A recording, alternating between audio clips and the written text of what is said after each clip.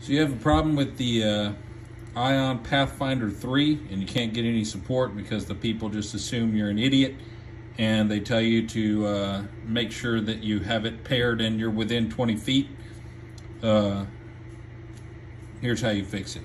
So first you pull this little back plate off and you take the battery out, and it'll be connected by two little red and blue leads, and you'll just push in the little it's like a little toggle switch or something like that on it, little tiny little thing that you press in, and you just pull it out and take your battery out.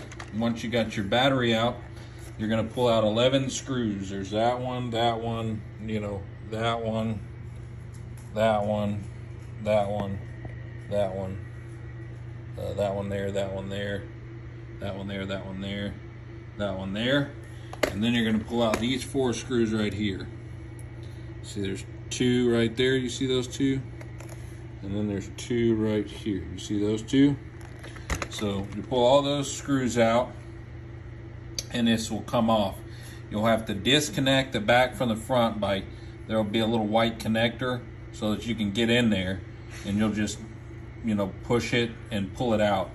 And then you'll go into the wire itself, and if I can, I'll inlay it into the video.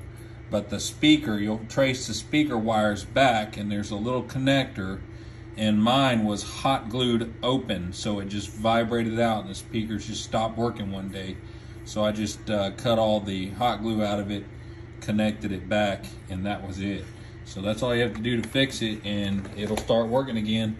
It's just that the speaker wire vibrates off. It's pretty simple to fix, except for those screws there. You know, those are kind of hard to get to if you don't have like a tool that can make that turn. But that's it. All right, take care.